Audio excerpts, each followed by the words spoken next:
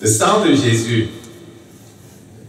Quelqu'un disait que si tu fais suffisamment cas du sang de Jésus, le sang de Jésus va faire suffisamment cas de toi. Je le traduis en anglais, de l'anglais, c'est ça que c'est un peu bizarre. Mais en anglais, c'est mieux, quoi, ok? En anglais, c'est if you make much of the blood of Christ, the blood of Christ will make much of you. Il y a de la puissance dans le sang de Jésus et l'œuvre que Jésus-Christ a faite à la croix, on n'a pas encore compris l'ampleur de ce qu'il a fait. Et plus on va comprendre l'ampleur de ce qu'il a fait, moins on sera dans la défaite, moins on sera dans la tristesse. Et on veut continuer aujourd'hui de regarder à ce qu'il a fait. Comme la dernière fois, on commencera encore on prendra un peu de temps pour regarder dans l'Ancien Testament, parce que l'Ancien Testament, c'était l'ombre des choses à venir. On prendra le temps de regarder encore dans l'Ancien Testament le sang. On disait que le sang est présent partout, et c'est vrai que le sang est vraiment présent partout. C'est pas parce que Dieu se plaît à voir le sang. On a compris jusqu'ici que le sang était présent partout, parce que c'est le péché qui a demandé le sang. Il n'y a pas de pardon de péché sans effusion de sang. Le salaire du péché, c'est la mort. À partir du moment où Adam et Ève ont péché, ils étaient coupables de mort. Ils devaient mourir. La justice de Dieu demande que celui qui pêche meure. Et on a vu que Adam et Ève avaient arrangé un vêtement pour se couvrir. Mais Dieu qui vient n'est pas satisfait de la solution d'Adam et Ève, et il pourvoit lui-même à un vêtement pour eux. Il pourvoit lui-même à un vêtement pour eux, mais pour arriver à fabriquer un vêtement pour eux, il a fallu qu'une victime innocente donne sa vie. Donc il y a, à quelque part dans le troupeau, un ou deux animaux qui ont été tués, des victimes innocentes, ce n'est pas elles qui avaient péché. Et elles ont carrément donné leur vie pour que Adam et Ève soient recouverts. C'est une image de ce qui allait se faire. On va le redire, à propos de la situation dans laquelle l'homme se trouve, Dieu n'acceptera pas de solution humaine. L'homme s'est éloigné de Dieu et l'homme ne pourra jamais par lui-même revenir à Dieu. Le fossé et c'est un gouffre. Et l'autre jour, on réfléchissait, on discutait pendant la nuit de prière. Il y a une nuit de prière, c'était hier peut-être? Hier? C'est hier? Ok. Et on discutait à propos de ceux qui n'ont pas accès au sang. Qu'est-ce qu'ils vont faire? Dieu s'occupe de tous les hommes. Et la parole de Dieu dit que Dieu va s'assurer que tout le monde puisse entendre le message de l'Évangile. Et quelque part, à propos de Jésus, on dit même qu'il est allé dans les... Je pense que c'est dans Thessaloniciens, qu'il est descendu et qu'il a même prêché aux morts. Je ne comprends pas ce que ça veut dire, mais il est descendu, il a prêché aux morts. Ça se fait qu'il est descendu dans le sein d'Abraham, parce qu'Abraham n'était pas au ciel. Ça se fait qu'il est descendu dans le sein d'Abraham, ce qu'on appelle le sein d'Abraham, et qu'il leur a bien expliqué le sens de sa mort et qu'il leur a prêché carrément l'évangile. Et après, il est remonté au ciel avec eux, parce qu'ils n'étaient pas vraiment dans le ciel, ils étaient dans ce qu'on appelle le sein d'Abraham. En tout cas, Dieu n'acceptera pas de solution humaine. Et la solution, c'est l'agneau de Dieu lui-même. On a vu que le sang est partout, partout, partout, du début jusqu'à la fin. Et dans l'Apocalypse, à la fin, la dernière mention du sang, c'est Apocalypse 19, verset 13, où on voit Jésus qui revient. Parce que Jésus revient dans Apocalypse 19 au verset 13 sur un cheval. Okay? Il revient avec son armée sur un cheval et il vient pour conquérir la terre. Et ce qui est intéressant dans ce verset, c'est que il est vêtu d'une tunique qui est trempée de sang. Le sang qu'il a versé à la croix.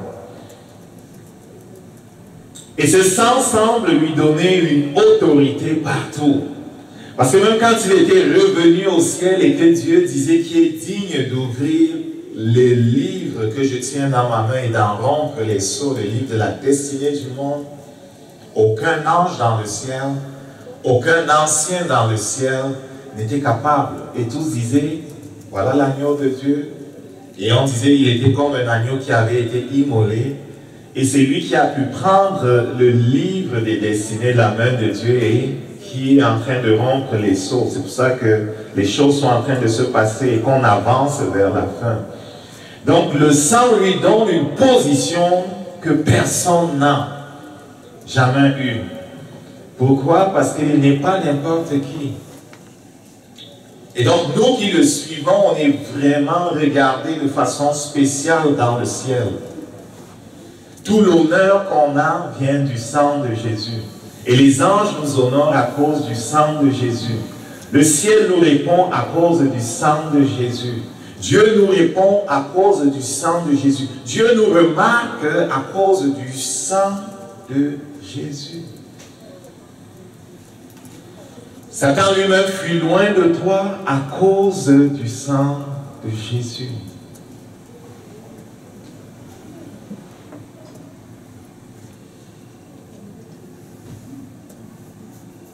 Et plusieurs de nos aînés dans la foi, ils l'ont compris. Et quand tu lis leurs commentaires, ils disent la même chose.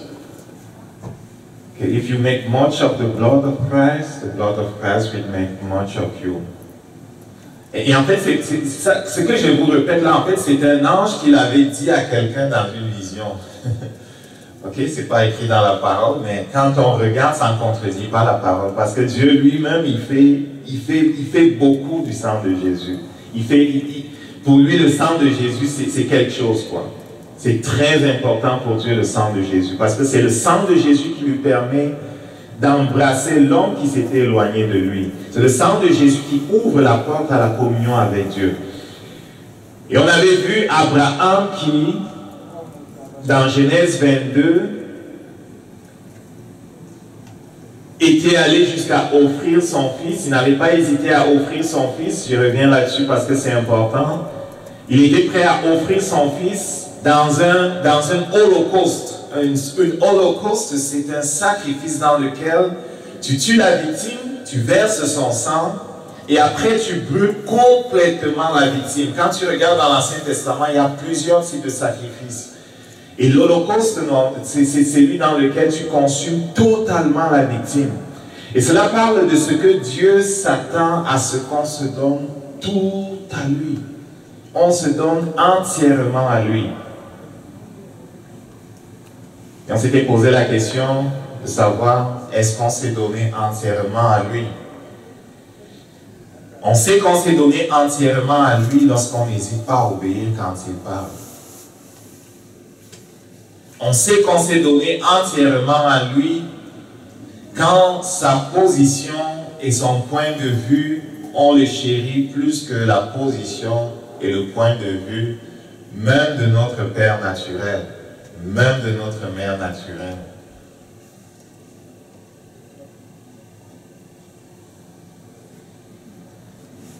Exode 12, c'est Dieu qui institue la Pâque. Et on va regarder comment ça s'est fait après qu'il ait institué la Pâque et qu'ils sont allés dans le désert et qu'il a institué le sacrifice et une multitude de sacrifices. On va regarder comment ça se passait avec le sang.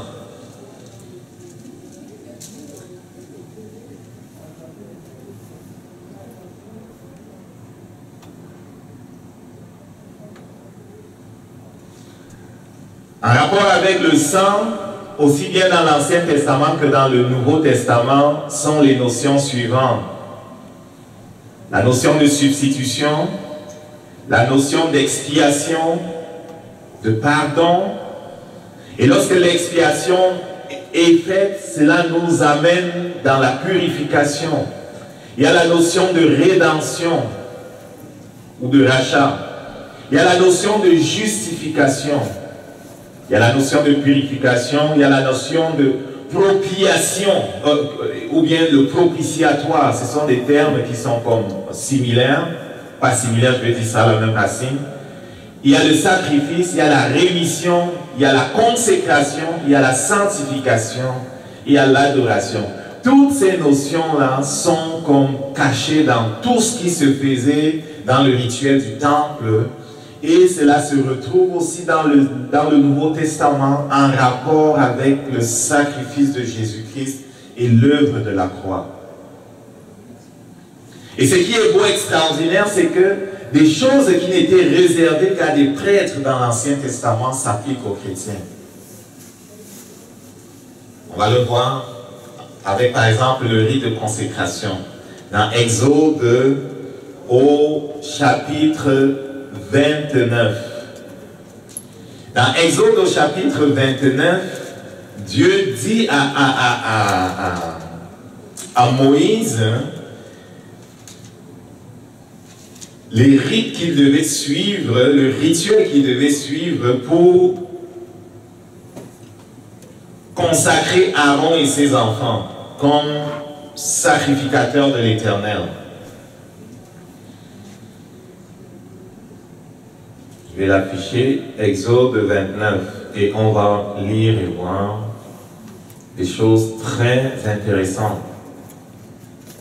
Il veut le dire qu'elle ne s'appliquait qu'à Aaron et ses enfants. Eux, ils avaient le rôle de prêtre. Le prêtre, c'était celui qui était capable d'entrer dans le lieu saint pour faire le culte.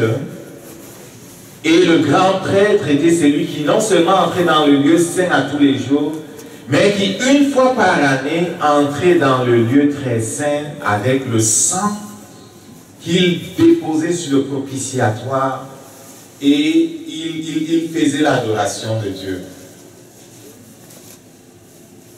Il dit, voici ce que tu feras pour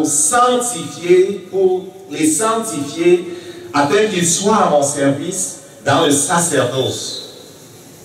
Prends un jeune taureau et 2 béliers sans défaut. Prends un jeune taureau et 2 béliers sans défaut. L'objectif, c'est quoi? Il faut qu'ils soient sanctifiés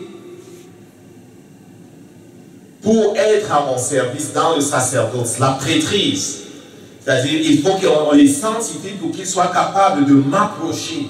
Pour qu'ils soient capables de m'approcher, non seulement pour eux-mêmes, mais pour qu'ils soient capables de m'approcher pour le compte du peuple. C'est ça un prêtre. Un prêtre, c'est quelqu'un qui est comme un intercesseur, un peu comme Jésus et notre grand prêtre, selon l'ordre de Melchisédek. Et c'est aussi notre intercesseur. Il approche Dieu pour nous.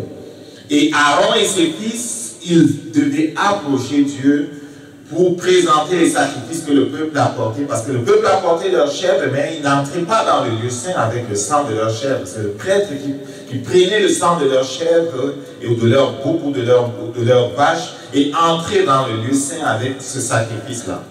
Donc le peuple ne pouvait pas entrer dans le lieu saint. Aaron et ses fils, eux, pouvaient. Et voici ce qu'on a fait pour les sanctifier, les consacrer à cette tâche-là. Fais avec la fleur de farine de froment des pains sans levain. Sorry.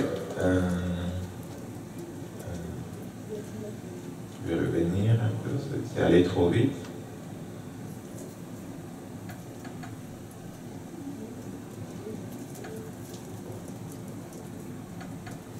Donc, fais avec de la fleur de farine de froment, des pains sans levain, des gâteaux sans levain pétris à l'huile et des galettes sans levain arrosées d'huile. Le levain, c'est l'image du péché. Ok? Le levain, c'est le péché, c'est l'image du péché. Donc, il ne veut pas du levain. Okay, on va pas s'attarder dessus, mais dire rapidement, on insiste, le pain sans levain, pourquoi? Parce que le vin, ça représente le péché. Donc, fais du pain sans levain, des gâteaux sans levain, pétris à l'huile, des galettes sans levain, arrosées d'huile.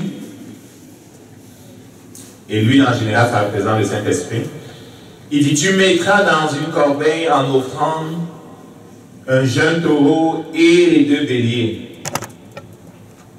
Tu feras avancer Aaron et ses fils vers l'entrée de la tente d'assignation et tu les laveras avec de l'eau.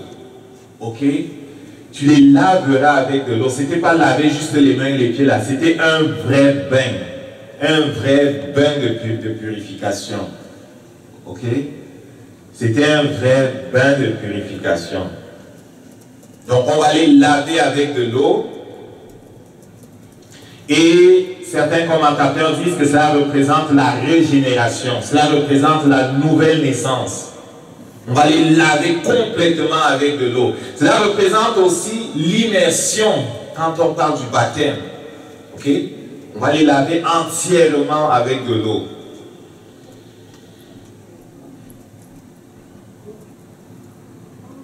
Il dit, tu prendras les vêtements, tu revêtiras Aaron de la tunique, de la robe, de l'éphod, du pectoral, et tu mettras sur lui de l'éphod. C'est le chapeau je pense le chapeau des grands prêtres. Hein? Tu poseras l'éphod, je me trompe peut-être. Je n'ai pas regardé, en tout cas. C'est quoi l'éphod? Pas de la farine. La farine d'épeautre. L'éphod, ça doit être sa tunique, hein? C'est comme une tunique, c'est comme... ouais, c'est comme une écharpe, ok. Ouais. Comment? Une étole, quelque chose comme ça, ok. Il dit, tu poseras la tierce sur sa tête et tu placeras le diadème de sainteté sur la tiare. Tu prendras l'huile d'onction et tu reprendras sur sa tête et tu l'oindras. Donc on le consacre avec l'huile, ça représente le Saint-Esprit. Il dit, tu feras approcher les fils, tu revêtiras de tunique, tu mettras une ceinture à Aaron et à ses fils, tu attacheras le bonnet aux fils d'Aaron, le sacerdoce leur appartiendra par une loi perpétuelle, tu consacreras donc Aaron et ses fils. Voici, tu amèneras donc, au verset 10, tu amèneras le taureau devant la tente d'assignation et Aaron et ses fils poseront leurs mains sur la tête du taureau. Ça, c'est le sacrifice ici avec le taureau, là, on ne l'a pas dit. Mais le sacrifice avec le taureau, c'est le sacrifice pour le péché. Donc, il y a 3 sacrifices qui vont être faits. Il y a le taureau, il y a le premier bélier, il y a le deuxième bélier. Avec le taureau, c'est le sacrifice pour le péché. Avec le premier bélier, ça va être un holocauste qui est un sacrifice c'est un holocauste, on dit une odeur apaisante qui est agréable au Seigneur, c'est la propitiation. Avec le deuxième bélier, on va faire un sacrifice qui va servir à l'investiture, un sacrifice de consécration. On revient sur le premier pour voir exactement qu'est-ce que la Bible dit qu'il faisait exactement comme un rite là. Donc, il pose la main, c'est le sacrifice pour le péché. Donc, Aaron et ses fils, normalement, parce qu'ils ont péché, le salaire du péché, c'est la mort. Mais ici, il y a la substitution qui est en train de se faire. Parce qu'ils posent la main sur le taureau. Et ils transfèrent leur péché sur le taureau. C'est la substitution. Dieu ne veut pas que le pécheur meure, mais il faut que quelqu'un soit tué à sa place. Et la victime innocente ici représente Jésus qui est innocent, qui va mourir à notre place. Mais rappelle-toi, Dieu est un Dieu juste. Le pécheur doit mourir. Il ne va jamais renvoyer un pécheur sans le condamner. Mais le miracle, c'est que nous sommes allés devant le tribunal en tant que pécheurs et on nous a revêtus des vêtements d'innocents. Donc, ils posent la main sur le taureau, ils transfèrent leur péché sur le taureau. Et après, qu'est-ce qu'on fait? On égorge le taureau devant l'Éternel à l'entrée de la tente d'assignation. Il dit, tu prendras le sang du taureau, tu mettras ton doigt sur la corne, tu le mettras avec ton doigt sur la corne de l'autel. Tu répandras tout le sang au pied de l'autel. L'autel avait 4 cornes. Les cornes de l'autel représentent la puissance du sang de Jésus-Christ. Quand tu regardes dans la Bible, les cornes représentent toujours l'autorité. Les cornes, c'est l'autorité. Donc c'est l'autorité du sang de Jésus-Christ. On met le sang sur les cornes de l'autel. Et on verse le reste sur la base de l'autel. Il dit, tu prends maintenant la graisse qui couvre les entrailles tu prendras toute la graisse qui couvre les entrailles, le grand lobe du foin, les 2 rognons et la graisse qui les entoure. Et tu brûleras cela sur l'autel. Mais tu brûleras au feu du camp la chair du taureau. Mais tu brûleras au feu hors du camp la chair du taureau, sa peau et ses excréments. C'est un sacrifice pour le péché. Pourquoi on brûle hors du camp? Parce que c'est un sacrifice pour le péché. Jésus-Christ est mort hors de Jérusalem. On condamnait et on tuait les gens hors de Jérusalem, jamais dans l'enceinte de la ville.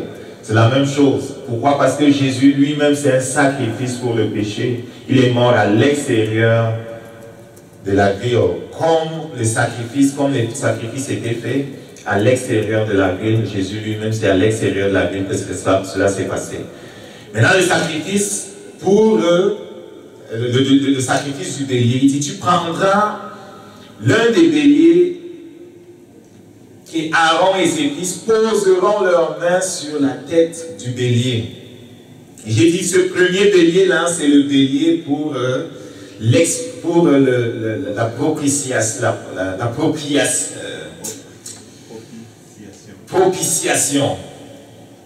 La propitiation, là, c'est que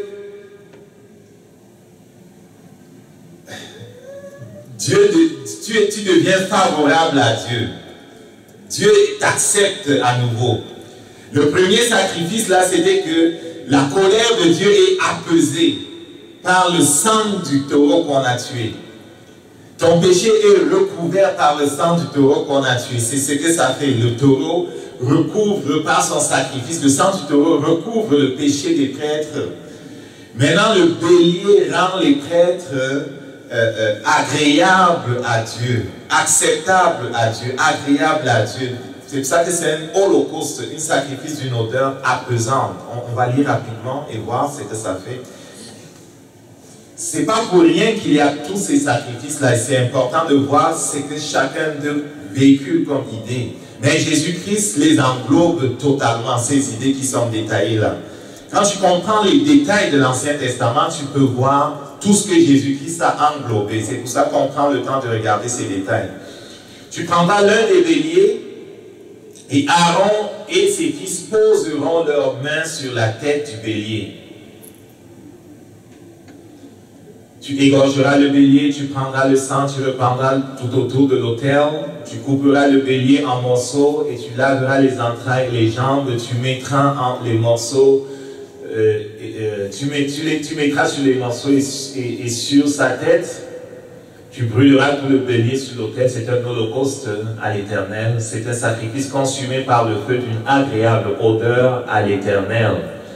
Il dit maintenant tu prendras l'autre bélier et Aaron et ses fils poseront leurs mains sur la tête du bélier. Ça, c'est le sacrifice de consécration.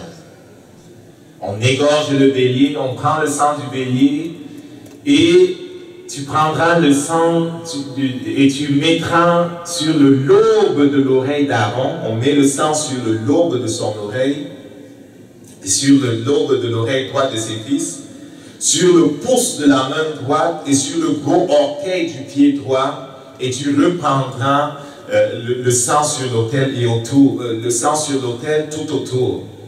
Pourquoi le sang sur le lobe de son oreille, sur son gros pouce droit, sur sa grosse main droite?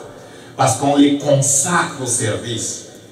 Parce qu'on les sanctifie afin qu'ils puissent dans l'activité, dans l'action qu'ils vont faire, dans tout ce qu'ils vont faire pour Dieu, pour qu'ils puissent le faire sanctifier. On les sanctifie pour le travail qu'ils vont faire. On les consacre pour qu'ils puissent travailler.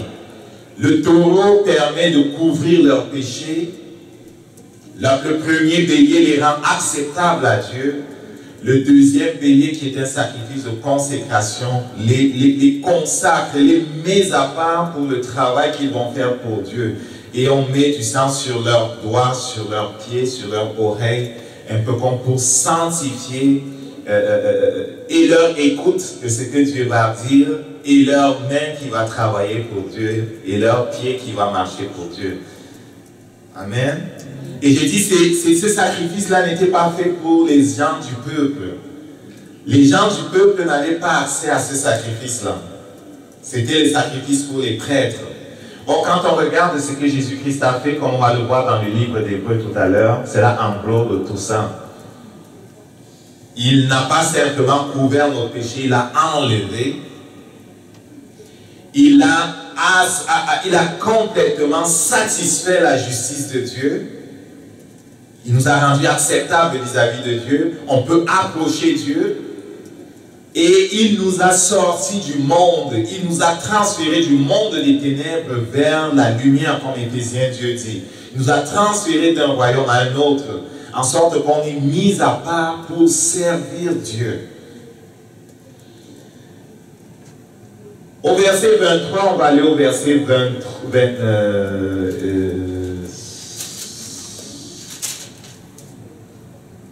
verset 38 du même chapitre. Dieu institue ce qu'on appelle un sacrifice perpétuel. Donc on a vu la consécration. Toi en tant que chrétien, Jésus-Christ a fait ça pour toi. Maintenant il y avait quelque chose qui était fait chaque jour dans le temple. À partir du verset 38, on va lire rapidement aussi.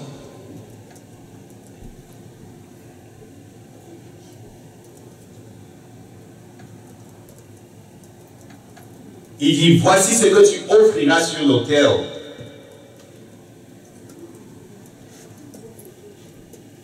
Deux agneaux d'un an, chaque jour à perpétuité. Chaque jour, il fallait vraiment avoir des animaux. Ok? Il fallait faire de l'élevage parce que tu ne veux pas courir, il ne faut pas qu'il te manque des animaux. Chaque jour. Deux agneaux d'un an, chaque jour à perpétuité. Et les Juifs l'ont fait chaque jour, le matin et le soir. Tu offriras l'un des agneaux le matin et l'autre entre les deux soirs.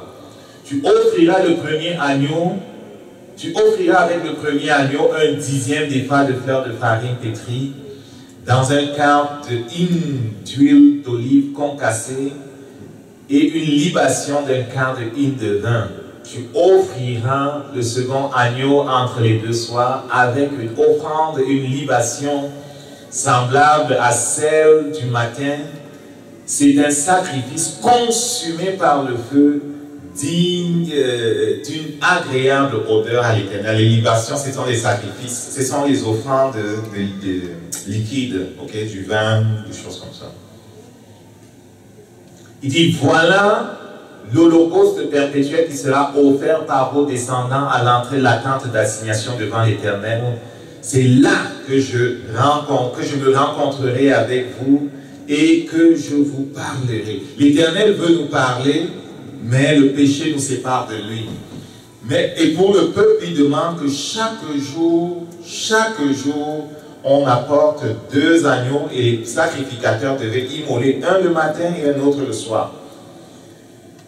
Et maintenant, le peuple amenait chaque jour un sacrifice pour le péché. Il y avait toutes sortes de sacrifices pour des choses différentes. Les gens apportaient des sacrifices pour le péché, les gens apportaient des sacrifices pour la consécration, apportaient toutes sortes de sacrifices à chaque jour. Mais même si personne n'apportait rien, les prêtres devaient faire ces deux sacrifices-là.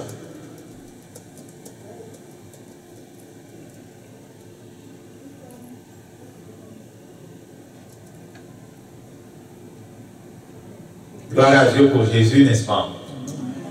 Sinon, chacun de nous aurait apporté une chèvre ce matin Et, comment? Ça aurait été de l'ouvrage pour réfléchir à tous les jours. Ça aurait été de l'ouvrage. C'est pour ça qu'ils s'abstenaient de pécher, ça coûtait cher.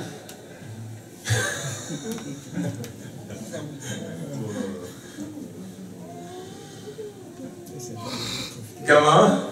Certains ne veulent profiter en étant de la chair tous les jours. Ok.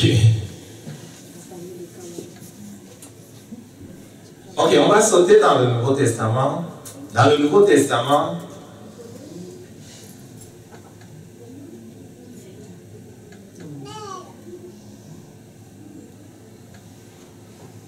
il y a plusieurs allusions au sang, il y a plusieurs places où on voit le sang, je veux dire.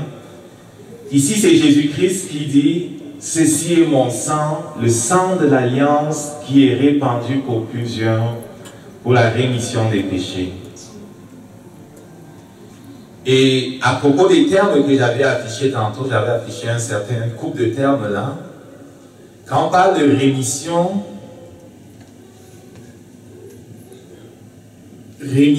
ça veut dire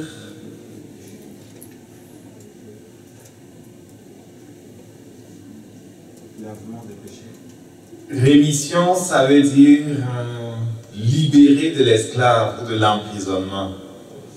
Ça veut dire aussi oubli, considéré comme n'ayant jamais été commis. La rémission d'une peine, quand on te remet ta peine, quoi, on te remet ta peine, okay? On te pardonne. Donc, il dit ceci, et le sang qui est répandu pour plusieurs pour la rémission des péchés, on te remet ta peine. Le sacrifice de Jésus-Christ comporte cette dimension-là. Dieu nous a remis notre peine. Dieu nous a remis notre peine. Un autre verset que j'ai trouvé.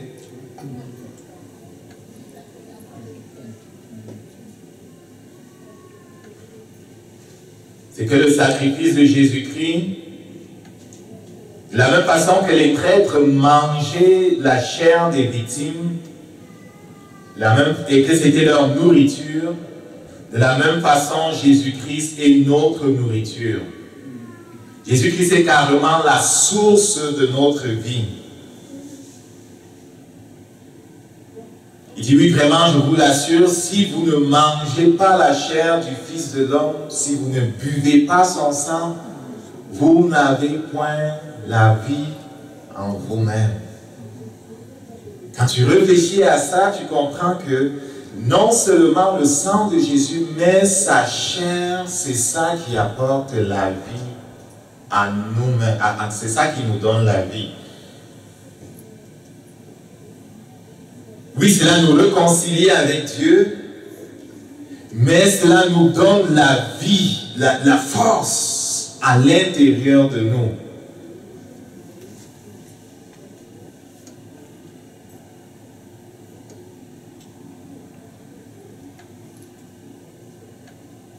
Une madame reçoit le diagnostic de ce qu'elle est atteinte de cancer. Je ne sais pas si c'était à quelle partie du corps, ou c'était utérus, ou bien c'était sein, ou n'importe. Et elle avait compris que Jésus-Christ est notre nourriture, et que son sang est notre boisson, et que cela amène dans notre corps, même physique, la vie de Dieu, la vie de Dieu. Et le Saint-Esprit l'a comme amené à méditer sur ces paroles, à méditer sur ces paroles de Jésus et à considérer que la vie de Dieu engloutit le cancer, engloutit et détruit dans son corps le cancer. Elle ne voulait pas la chimiothérapie, elle ne voulait pas la radiothérapie, elle ne voulait pas je ne sais plus quoi de thérapie.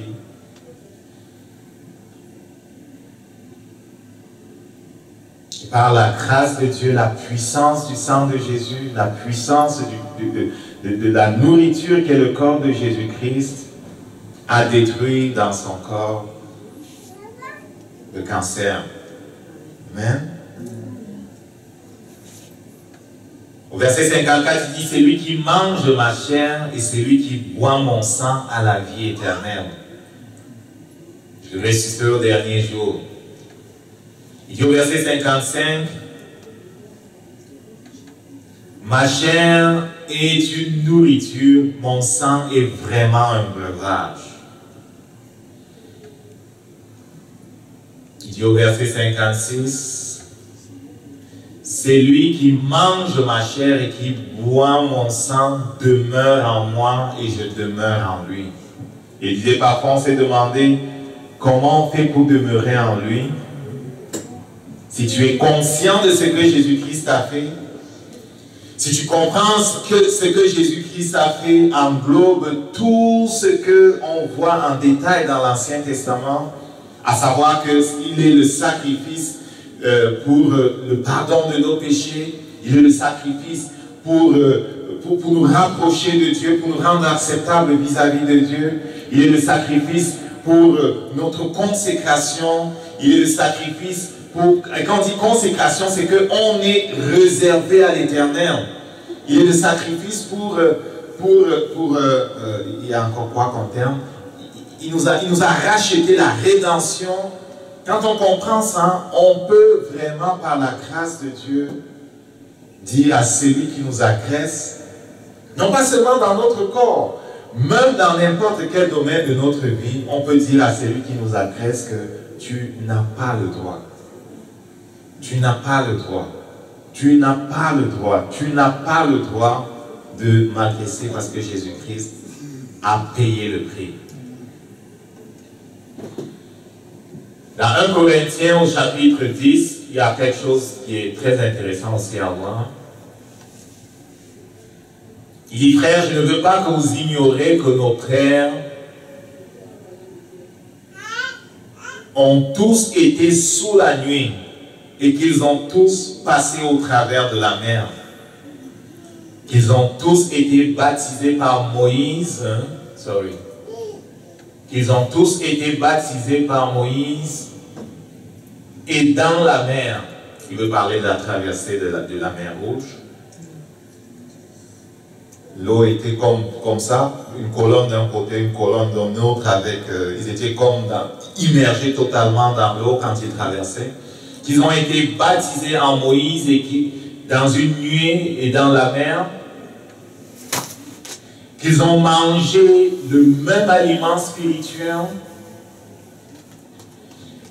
et qu'ils ont tous bu le même breuvage spirituel, car ils buvaient à un rocher spirituel qui les suivait, et ce rocher était Christ.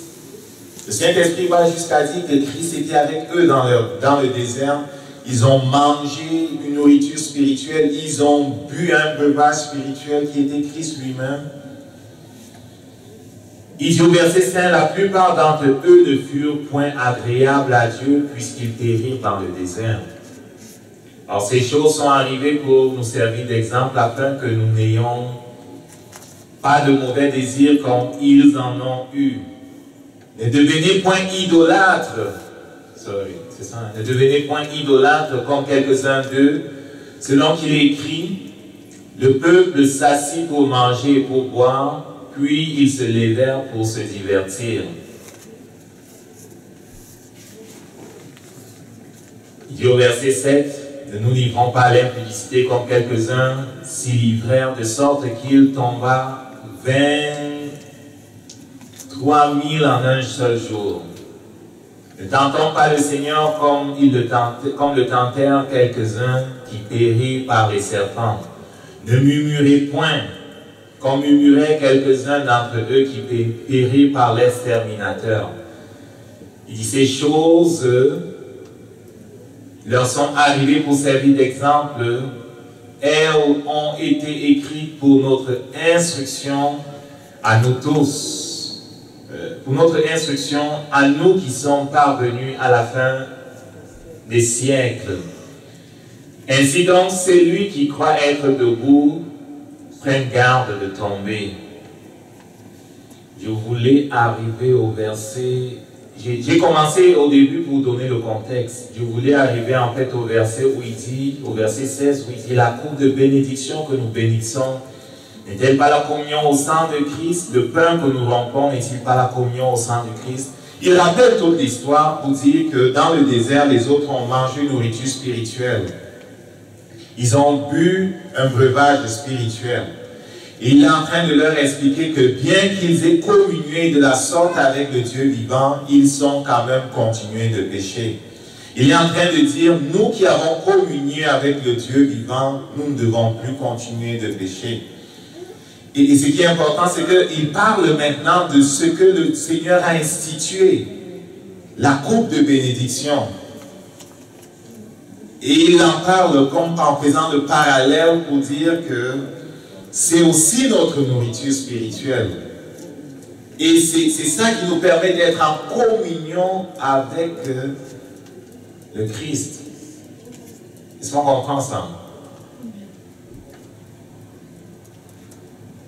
Puisqu'il y a un seul pain, nous qui formons un seul corps. Puisqu'il y a un seul pain, nous qui sommes plusieurs, nous formons un seul corps, car nous participons tous à un même pain.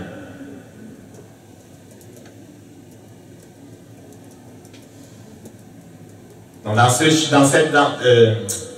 1 Corinthiens 10, on voit qu'on est au bénéfice du corps et du sang de Jésus-Christ. On est au bénéfice du corps et du sang de Jésus-Christ. Dans 1 Corinthiens 20, on voit que le sang de Jésus-Christ instaure la paix. Le sang de Jésus-Christ réconcilie. Et dans Colossiens 1, 20, il instaure la paix et réconcilie. Et Colossiens 1, 20 dit, c'est par lui qu'il vous a réconcilié avec lui-même. C'est par lui qu'il a voulu réconcilier avec lui-même l'univers tout entier, ce qui est sur la terre et ce qui est dans le ciel, en instaurant la paix par le sang de son Fils qui a été versé à la croix. Dans Hébreux chapitre 2, verset 14, on dit Jésus-Christ par son incarnation s'est uni à nous les hommes. Par son incarnation, il s'est uni à nous les hommes. Et ça, c'est la conclusion de ce verset-là que j'ai fait. Par son incarnation, il s'est uni à nous les hommes. Je vais le lire. Le verset dit ceci. Ainsi donc, puisque ses enfants sont unis par la chair et par le sang, lui-même aussi de la même façon a partagé leurs conditions.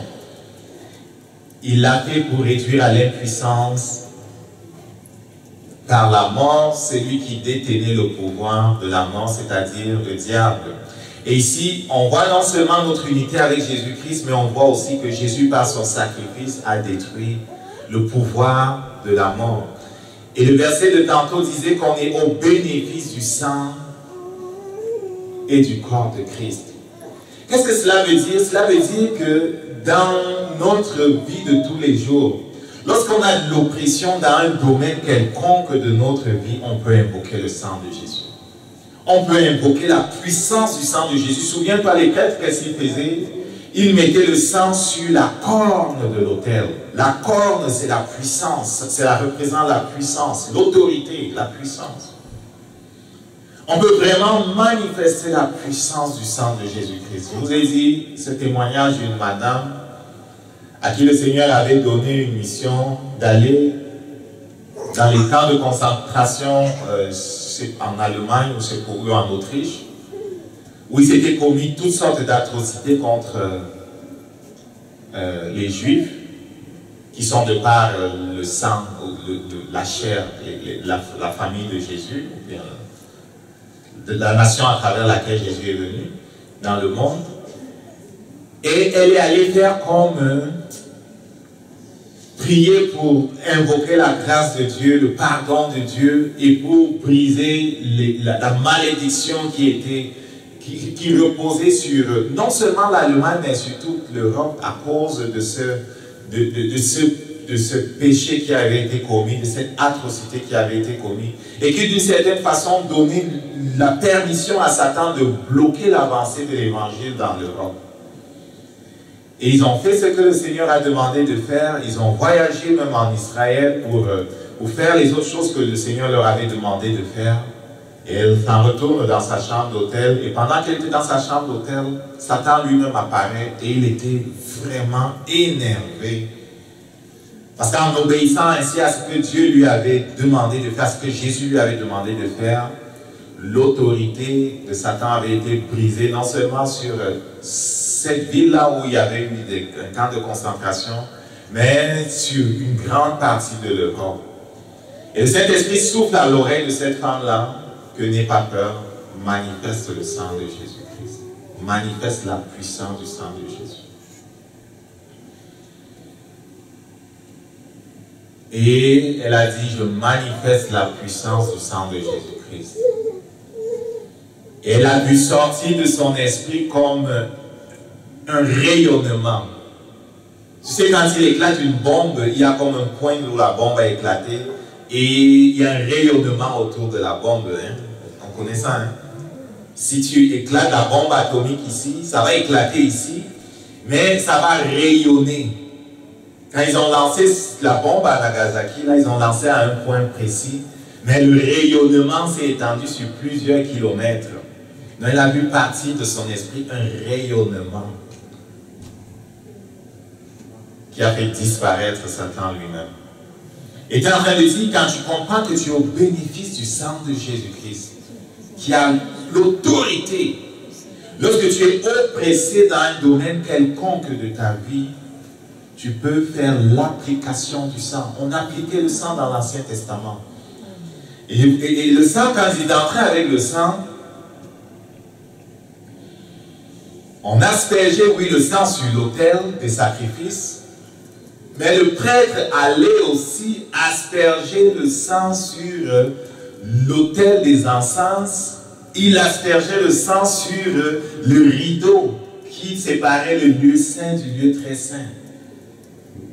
Et le Nouveau Testament fait le commentaire que ce rideau-là représente le corps du Christ qui a été déchiré. Et le prêtre entrait même avec le sang pour l'asperger sur le propitiatoire. Le propitiatoire, c'était quoi? C'était le couvercle qui fermait le tabernacle. Parce que le tabernacle, c'était comme un box comme ça dans lequel on avait mis la loi, les deux tables de loi que Dieu avait données à Moïse.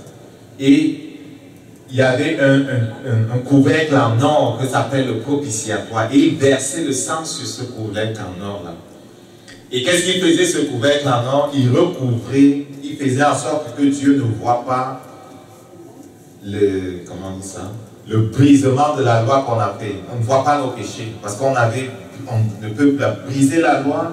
Mais quand on versait le sang sur le propitiatoire couvrait comme le péché, couvrait les infractions au code de la loi de Dieu.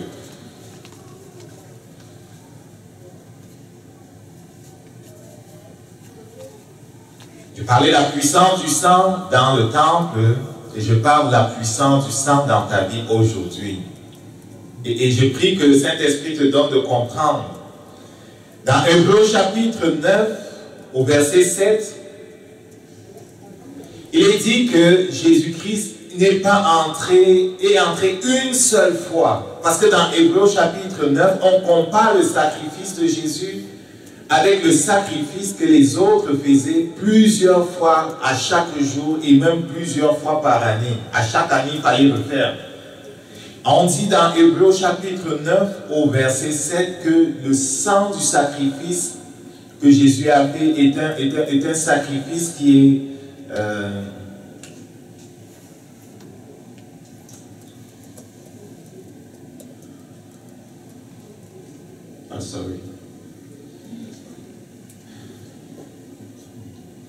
Hébreux 9, verset 7.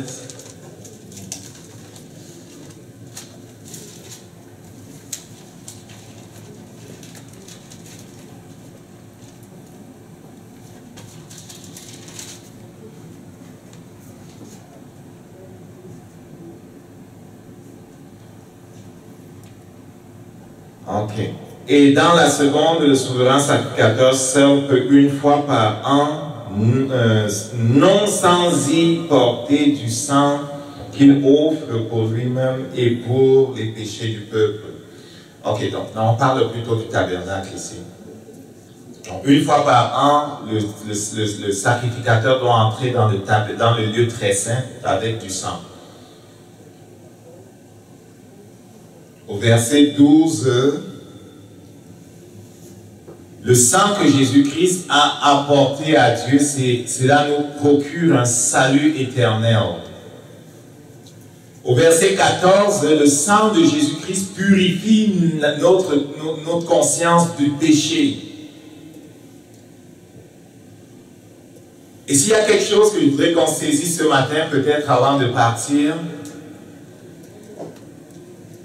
c'est que ce avec quoi Satan nous a toujours cassé, c'est la conscience de ce qu'on n'est pas bon.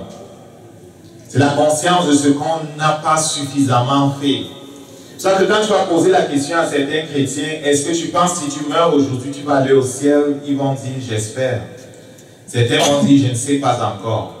Quand il dit j'espère ou je ne sais pas encore, c'est parce qu'il regarde à sa vie et Satan lui rappelle continuellement qu'il n'est pas bon. Qu'il n'a pas assez prié, il n'a pas assez lu la Bible, il n'a pas assez jeûné, il n'a pas assez fait ci, assez fait ça. Or, quand tu lis Hébreux 9 au verset 14, il dit combien plus le sang de Christ qui par l'Esprit éternel s'est offert lui-même sans tache à Dieu, purifiera-t-il votre conscience des œuvres mortes afin que vous serviez le Dieu vivant? Cela te montre que c'est le sang de Jésus-Christ qui va enlever la conscience du péché. Et comment ça se passe? Cela se passe que plutôt que de regarder si tu as fait suffisamment, tu te laisses convaincre par le Saint-Esprit que Jésus-Christ a fait suffisamment. Tu te laisses convaincre par le Saint-Esprit que Dieu regarde une seule chose, le sang de Jésus-Christ. Dieu ne t'écoute pas parce que tu es bon. Dieu t'écoute parce que Jésus-Christ est bon. Dieu ne t'accueille pas parce que tu es pur. Dieu t'accueille parce que Jésus-Christ t'a purifié. Et ce qui est extraordinaire avec le sacrifice de Jésus-Christ, c'est que cela couvre même nos péchés de demain. Cela couvre même tes péchés d'après-demain. Cela couvre même tes péchés que tu pourrais faire dans 3 ans. Mais est-ce que cela veut dire que Dieu nous envoie pécher parce qu'il y a déjà une provision pour le pardon? Non. Mais cela nous montre que on est accueilli pas à cause de ce qu'on a fait, mais à cause de ce qu'il a fait. En sorte que si tu tombes, tu peux simplement dire, Seigneur, pardonne-moi, je te rends grâce pour le sang de Jésus, et tu appliques le sang à nouveau. Tu fais vite d'appliquer le sang, et tu sais que quand je vais me tourner vers Dieu pour lui parler, il ne se souvient plus de mon péché. Et si quelqu'un te dit, prie pour moi, ne sois pas gêné de prier pour lui, parce que Satan veut te faire penser que tu as péché ce matin. Je pense que ta prière là va même marcher. Et certains vont dire que bon, je vais d'abord prendre une semaine de jeûne avant de prier pour la faire là. Pourquoi? Parce que Satan les a cassés dans la tête au niveau de la conscience. J'ai dit, si tu médites sur le sang de Jésus, si tu médites sur le sacrifice de Jésus, et si tu te laisses enseigner par le Saint-Esprit, et que tu reçois dans ton esprit que le sang de Jésus est tout, est puissant, ça te met sur une position de victoire extraordinaire.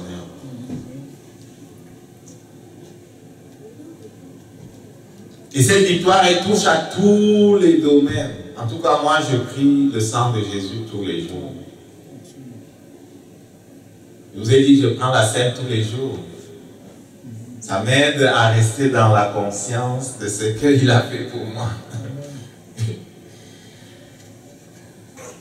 Et à propos de nos finances, le Seigneur disait, applique le sang, fais l'application du sang, même pour les finances. Écoute, si le sang reste dans la bassine, là, ça ne va pas rien faire de bon. Il faut appliquer le sang. Il faut appliquer le sang. Il faut manifester la puissance du sang de Jésus. J'applique le sang sur les enfants. Comment? Père, je te rends grâce pour le sang de Jésus-Christ. J'applique le sang de Jésus sur Bénédicte.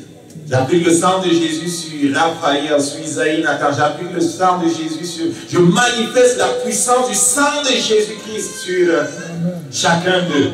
Satan, dans tout lieu où tu aurais enchaîné qui que ce soit parmi eux là, je manifeste la puissance et l'autorité du sang de Jésus dans ce lieu-là. Je vous ai dit qu'il y a un parallèle dans le monde spirituel. Il y a des prisons dans le monde spirituel.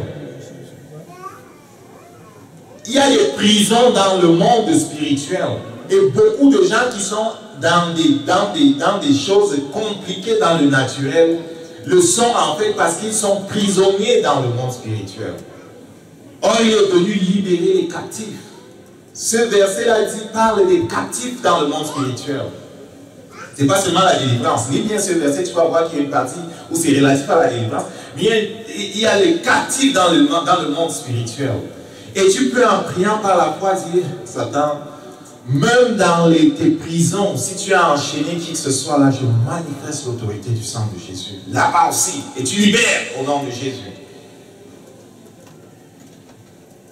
On va se lever debout, on va prier le sang de Jésus. Et je veux que tu manifestes l'autorité du sang de Jésus et tu l'appliques sur ta vie encore. La parole de Dieu dit qu'on est au bénéfice du sang de Jésus et du corps de Jésus. Amen. Et je veux que tu médites continuellement là-dessus et que tu demandes au Saint-Esprit de t'expliquer à nouveau ces choses, s'il te plaît.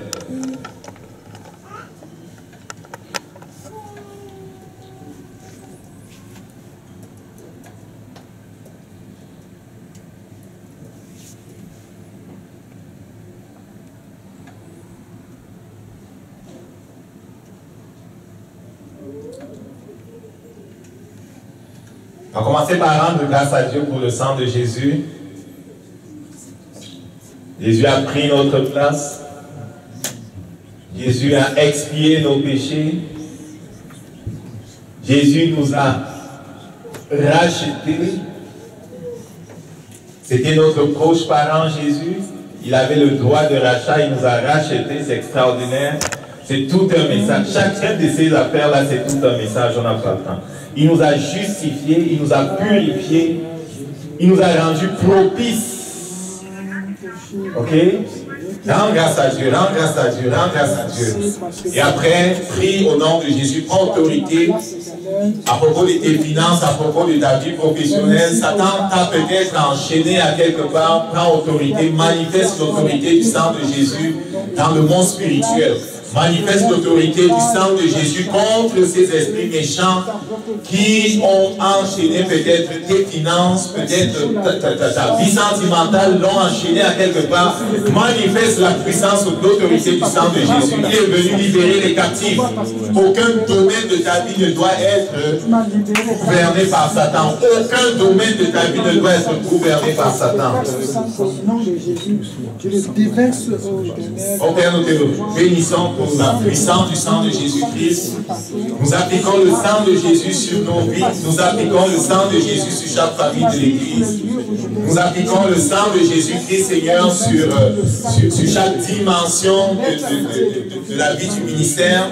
Nous appliquons, Père, le sang de Jésus-Christ sur nos familles. Nous appliquons le sang de Jésus sur nos enfants. Nous manifestons la puissance et l'autorité du sang de Jésus dans tout endroit, Satan, où tu aurais tenu prisonnier qui que ce soit. Et si tu libères, je brise toute porte de fer, je brise les portes des reins, je commande la vie, je commande la liberté au nom de Jésus. Liberté dans les finances, liberté dans la santé, liberté, liberté au nom de Jésus-Christ. Père, nous te bénissons, nous recevons la liberté que tu donnes, nous recevons la santé que tu donnes, nous recevons l'abondance que tu donnes. Nous recevons ce que tu donnes, Père, au nom de Jésus. Satan, tu es sous nos pieds. Tu es sous nos pieds. Tu es sous nos pieds. Tu es sous nos pieds. Tu es sous nos pieds. Et nous commençons cette semaine avec notre Dieu. Nous sommes plus que vainqueurs. Au nom de Jésus. Amen.